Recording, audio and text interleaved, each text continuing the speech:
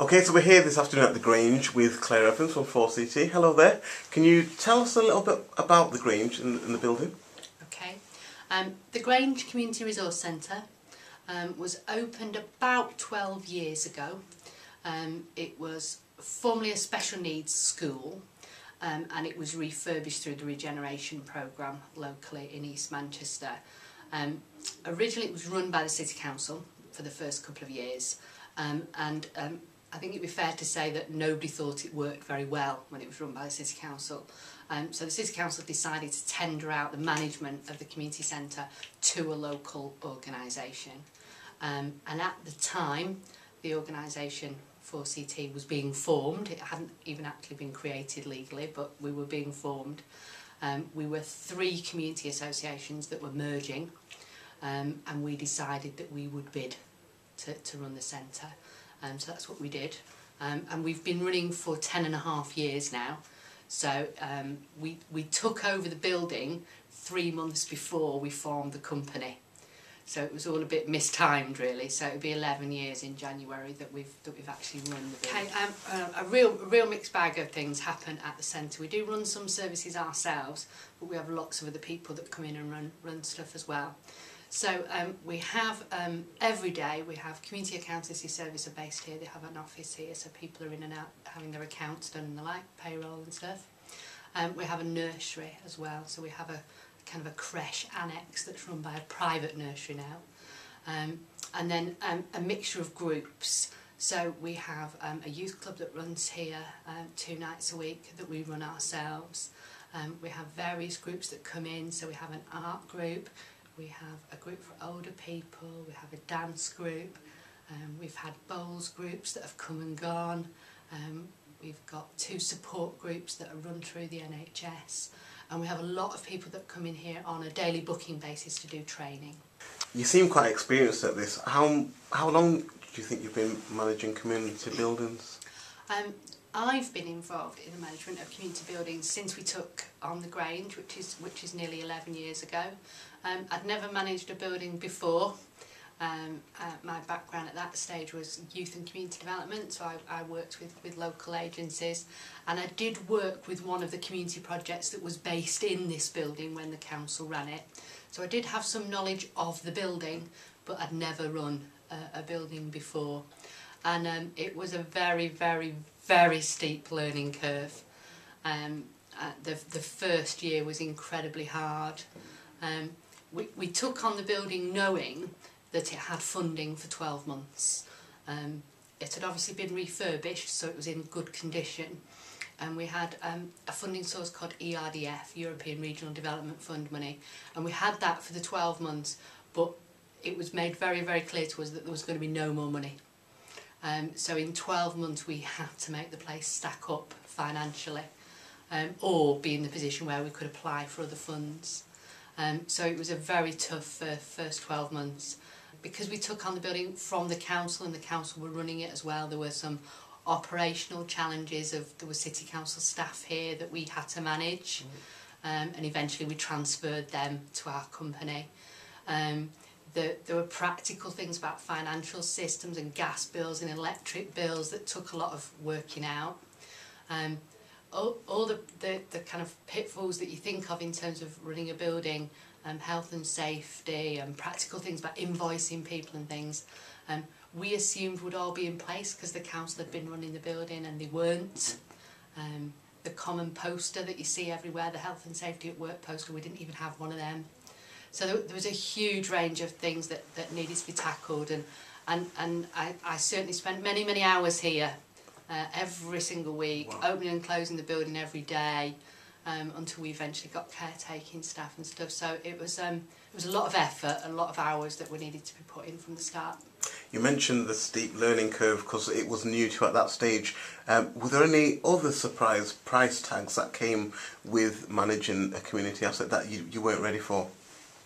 I think that there are still surprises on a daily basis. I think when you're managing a community building, you never know quite what's going to come across, whether those be people-related issues and dealing with the different challenges that kind of customers and local residents bring in. In terms of financial pitfalls, probably the main one for us was, even though the centre had been fully refurbished, as with many building programmes, they'd had to make some cuts, and the area they'd chosen to save money was the roof. And our building happens to have a flat roof, and they decided not to do the flat roof. So we had leaks. If there was heavy rain, we needed quite a lot of buckets, and we'd have buckets strategically placed around the building. And that looks really odd when you've got a kind of nice modern looking building with freshly painted walls and all the rest of it, but you've got water leaking in. So that was probably the greatest challenge, was to get the funds to deal with the roof.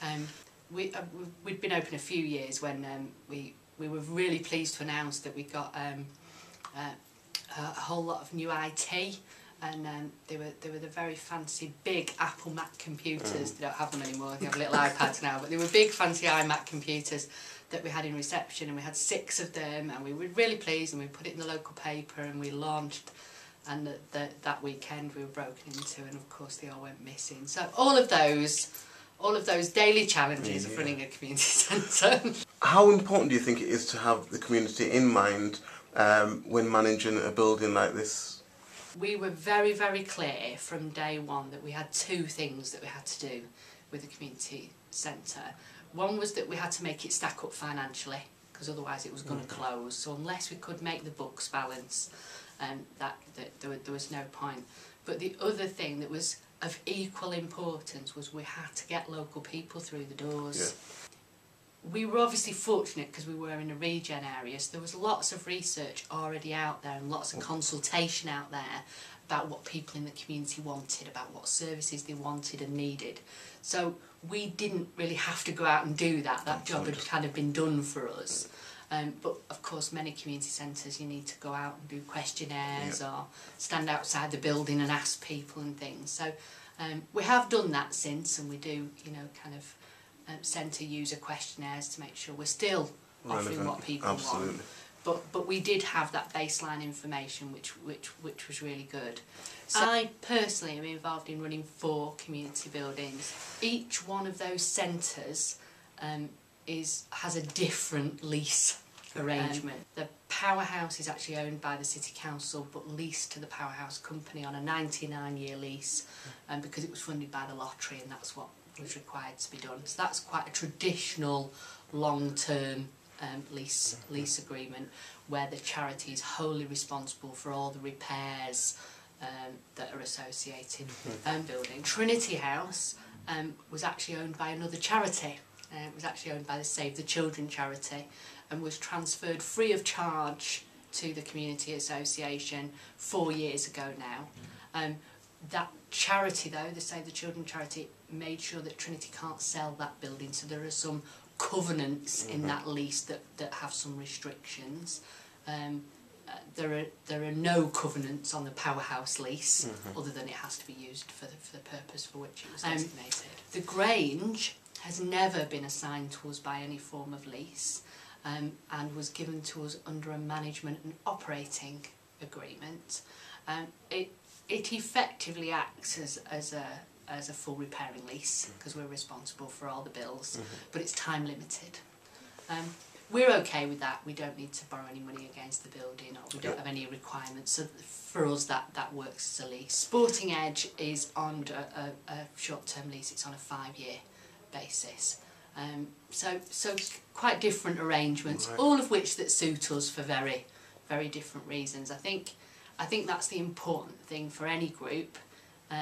Its lease needs to be suitable for the group, or for the building and as well, and for the local community. There's no point in taking on a 99-year lease unless you know you can sustain that building for 99 years. Really, you've got to be clear about what you're getting yourself into. The final question I'm going to ask you is about footprint. How much of this is yours, and was it what you agreed? In terms of the building footprint, the Grange has actually got a really big footprint compared to lots of community centres. And there's the centre itself, obviously the building, which sits in the middle of quite a large plot, we're quite fortunate because both at the back and the front of the building we've got large car parks. Also on the land we have an outside play area, which is used by the creche, and we have a garden. all of that footprint, so the whole square including the land, is our responsibility, and that's very, very clear in our management and operating agreement, where there's a diagram that shows very clearly what our footprint is and what we're responsible for. The garden is managed by another charity, and they look after that garden, and they're responsible for the health and safety in that garden and making sure there's not slippy flags and all those types of things, under a service level agreement with us, but we are wholly responsible for the site. It was very, very clear what the footprint was. For all our buildings actually, we've got that clear diagram within either our lease or our arrangements. Before you go, community asset transfer, yes or no? Be very careful what you're getting into, but absolutely yes.